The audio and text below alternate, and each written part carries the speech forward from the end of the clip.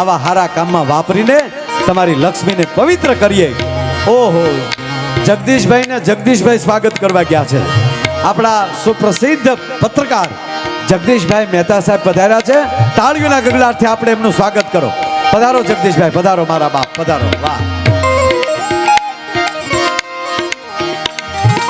અરે શેલી વાત કે ઘણ ઘમંડ ન વગર જત ઘોરા ફિર્યા બી ન ડર પતમન મોરા. હે લક્ષ્મણ, આજ મને જાનકી વગર ભય લાગે છે, પણ પછી તરત સોંપાઈ છે. એમાં મારે અત્યારે નથી જવું, લાંબુ નથી કહેવું, પણ એ સોંપાઈમાં અર્થ એવો છે કે હે લક્ષ્મણ, આ દેડકા બોલે છે ને તો રામ કહે છે, હું નથી કહેતો.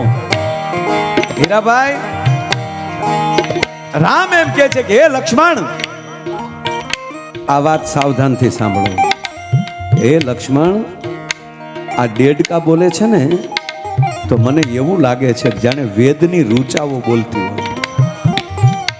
રામના કાન હોય ને તો દેડકાના અવાજમાંથી તે વેદ સંભળાતો હોય, અને આપણા કાન હોય તો ડ્રાવ ડ્રાવ થતું હોય. કહેવાનો અર્થ, જેટલું વ્યાસપીઠ ઉપરથી અથવા તો માં કાંઈ બોલતા હોય એ જેટલું પવિત્રતાથી બોલતા હોય ને, એ સાંભળનારે હરવા કાનથી સાંભળે છે ને તો એનું કલ્યાણ થાય મારા વાલા. એટલે મને આ સંત બહુ ગમે છે. ડમક ડમકતા તુર ડમ ડમકત ગહકત મોર મલાર ગિરા, શબ્દ પુકારત જાતંગ ગીવ ગીવ ગોકિલ કંઠ ગિરા.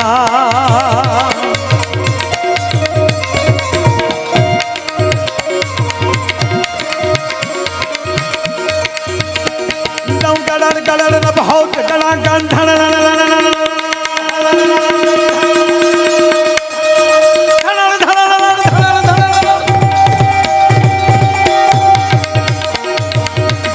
गिरिवर शिखर गजे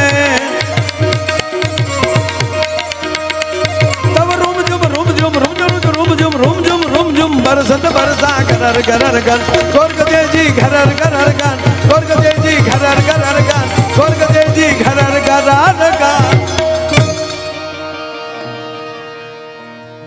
શાંતિ કરણ જગ ભરણ માડી ઘણો ઘડ્યા ભવ ઘાટ, એથી નમીએ તને નારાયણી માડી વિશ્વરૂપ વૈરાટ. ખંભાળિયા ગામને આંગણે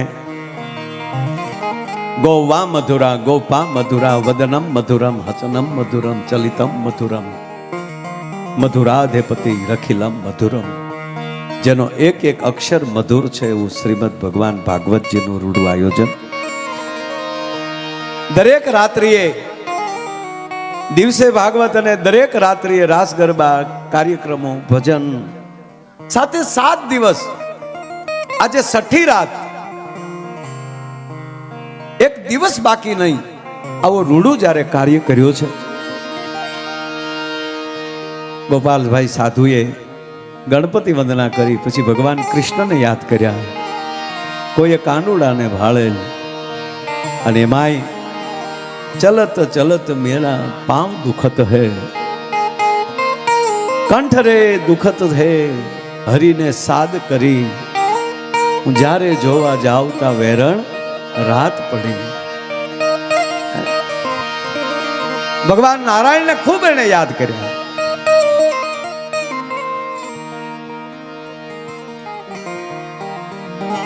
મારા હરિને જ્યારે જોવા જાવ ત્યાં વેરણ રાત પડી. આપણે ઘણા એમ કે ગઢપણમાં ગોવિંદ ગાશું, જવાનીમાં ઝપટ કરી લેવાની. ગઢપણમાં પછી આપણે પછી કેવું, આમાં જો આપણું કેવું છે ખબર, આપણે માનસિકતા શું હોય કે છોકરાઓના લગ્ન થઈ જાય, છોકરાઓ પરણાવી દઈએ, છોકરા ઠરીને ઠામ થાય, પછી એ બે માણસ જાત્રાએ જાવું, પછી છોકરા કોણ, મારો બાપ સાંભળો હાસો આવે, એ દાદા કીને જે વાહે દોડે ને એવા હલવાઈ ને, એવું તો કોઈ નથી હલવાતું. જેટલા પોતાના દીકરાને સાહેબ એટલો લાગણી ન હોય ને એટલી દીકરાની લાગણી પછી થાય. વ્યાજ બહુ વાલું હોય. આ કઈ કંપનીની નોટ છે? જો અરબ કન્ટ્રીની નોટો આવી છે. વધાવો તાળીઓથી. ના, જે આવે એ બધું દાનમાં મારા બાપ. વાહ, વધાવો તાળીઓથી. આ 10 અરબની નોટો છે, 10, 20 અને તરીશ વધાવો તાળીઓથી બોલો જો. અરબ વાળાને કે નોટો આપો એને કરતાં થોડુંક ડીઝલ થોડુંક વધારે આવવા ગયો આ બાજુ મારો બાપ. હા હમણાં ઈ હોડા હલવાના છે.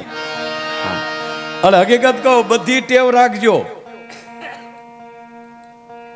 એસી વગર હુતાય આવડવું જોવે, પાણીનો રોટલોય ખાતા આવડવું જોવે. શું કામ ખબર? આ બધી આજે આપણા ગાડીઓ છે તે કઈ કુદરતી નથી, એ તો આપણે ઊભું કર્યું ને. એ આપણું ઊભું કર્યું એ આપણને દુઃખકારક દઈએ કે આપણી બનાવેલી ગાડી બગડી હોય તો એ પછી આપણે જ એને ધક્કો મારીને પોગાડવી પડે. પણ ઘોડું માંદું પડ્યું ને તોય બિચારું આપણે ઠહડક ઠહડક પોગાડી દે. શું કામ? એ પરમાત્માની માયા છે. હમણાં હકાભા ગઢવી એમ કહેતા હતા એ કે માયાભાઈ 30 પછી જોજો કે વાહન જ નહીં હોય, કલાકારો હાંઠિયા લઈ લઈને પ્રોગ્રામમાં આવવાના. હા હમણાં એને એક બહુ જાહેરાત કરી ના આવું કાંઈ નહીં હોય. આપણે નબળી કલ્પના તો કરવી જ નથી, પણ એ આપણે દાંત કઢાવાય આનંદ કે. અને કવિ કે હાસુ લાગે તે હાસુ પડે તે એવું કાંઈ ન હોય કે હાસુ ન થાય, પણ તૈયારી રખાય માનસિક. અત્યારે ઠેઠ હું મવાથી નીકળ્યો, આ તો દ્વારકાથી છે પોગાડ્યો, બાકી એકે પંપે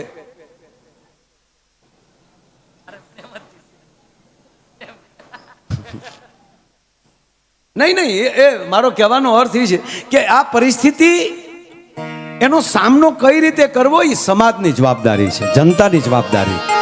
ટેવ એટલે પણ આ કોરોના લોકડાઉન આવ્યું, કોરોનામાં હવે નહોતા ઘરે બેઠા. અરે એ તો ઠીક, પણ કેવા ડાયાથી બે હતા આમ બેઠા બેઠા.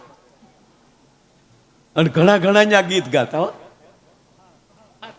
ઘરે ઘરે જમાવી દે. કારણ કે અમે કલાકારોને હમણાં તો રહી ન શકીએ. પછી હમણાં પ્રોગ્રામમાં પછી મોબાઈલ ઉપર કહી મિત્રો હમણાં હું ઓનલાઈન થવાનો છું, તો પહેલેલી લાઈનમાં રહ્યો હોત તો ઓનલાઈન ન થવું પડત. ગૌશાળાના મફત પ્રોગ્રામ કર્યા હોત. કર્યા જ છે અમારા કલાકારો, લગભગ સારા કાર્યમાં ગયા હોય ત્યાં કોઈથી કોઈ પેમેન્ટ લે નહીં. અને કેવું લોકડાઉનમાં થયું હતું, બધાય ઘરે રેઢા કૂતરા બજારમાં રખડે કાઉ.